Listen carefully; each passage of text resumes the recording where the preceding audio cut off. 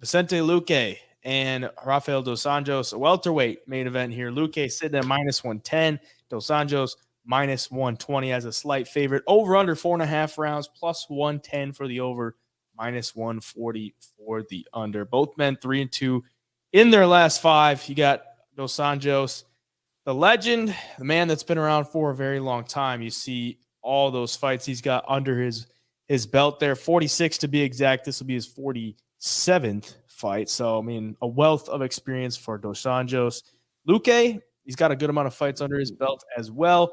Coming off back-to-back losses, though, he had to take a year off, basically. I mean, the last time he was out was exactly a year ago and 1 day. That was when he fought Jeff Neal. That was a co-main event. He got the brakes kind of beat off him in that one. That was his second loss in a row. He lost to Bilal Muhammad earlier in the year of 2022. And that one, it was a bad showing, very bad showing, and it kind of exposed a lot of stuff that Luque has showed throughout his career, his willingness to just walk you down and exchange hands with you. The wrestling is not great. He doesn't – I mean, the submission game is good. The BJJ is good, but the wrestling game hasn't been great, and he really should have looked to use that more in the fight. He really was not successful with that. I don't know what the game plan was. He was getting hit in the face over and over and over again. Never shot a takedown, and ultimately gets TKO'd in the third round.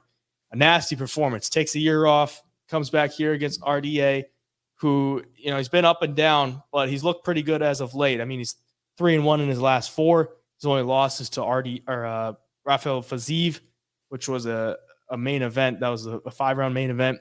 He lost in the 5th round, got knocked out there, but wins over Barberena. Easy sub win there. A domination of Renato Moicano. Moicano took it on short notice. That was a 5-round co-main event.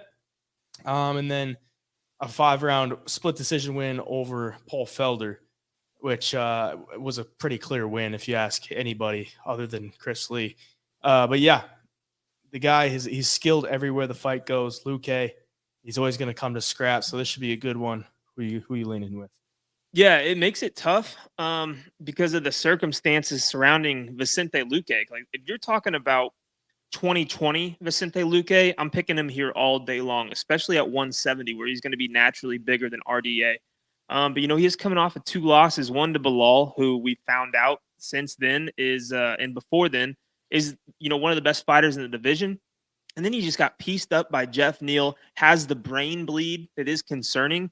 I know he had to take the year off and recover, and, you know, hopefully he's ready to go. But, I mean, that's concerning to me, at least, having that bad of an injury.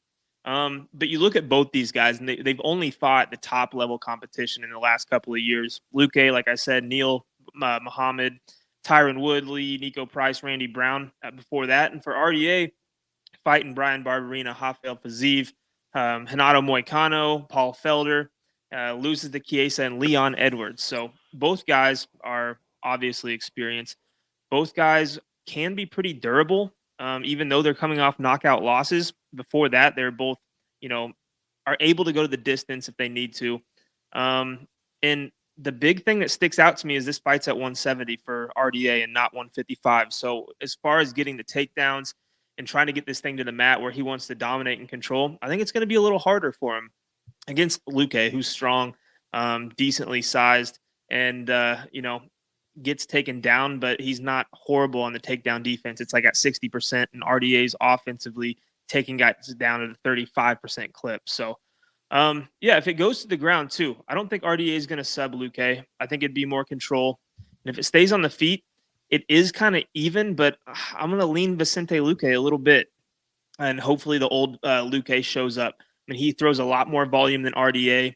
He does have a slightly negative strike differential, meaning he gets hit with a little more than he throws, but it's pretty even. So I just feel like in this spot for Luque, it's kind of do or die. I mean, he's the younger fighter here. RDA is probably not going to go on a big title run by any means. He's older. He's closer to 40. Luque is, you know, just 32 or 3.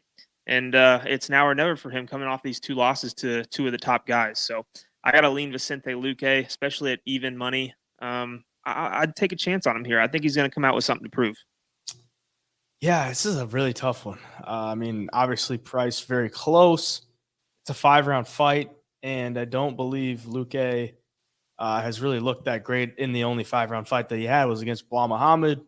Didn't look that great in that one. He got pretty much dominated in that one, and he had some good rounds. But overall, I mean, Bilal just looked like he had the better game plan, and that's ultimately what it comes back to with me for Luque. It's like, what's the game plan here? Are you going to just go with the same game plan of walk him down and pressure him and throw, take one to throw one type of game plan? Or are you going to switch it up? Are you going to go with your own offensive wrestling for Luque or for RDA? I mean, he's gonna mix it up wherever he wants to and whenever he wants to. I mean, he's had success with it throughout his entire career.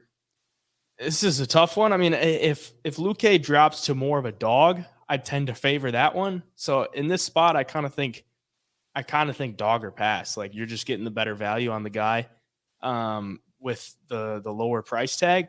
But it's a pretty solid coin flip to me. For the sake of the show, I'm going to go with Luque because he is the slight underdog in this one. But I think it's a fun fight because both guys are one guy's at a point in his career where he could really turn it around and get back on track. The other guy, he's a veteran, and he's just, I don't want to call him a gatekeeper, but he's like the test. Like, if you can't get past RDA, probably not going to get past the rest of the division, or at least in this spot. You got to get back on track against a guy like RDA. That's a tough task. For the sake of the show, I'm going to go with Luque, though.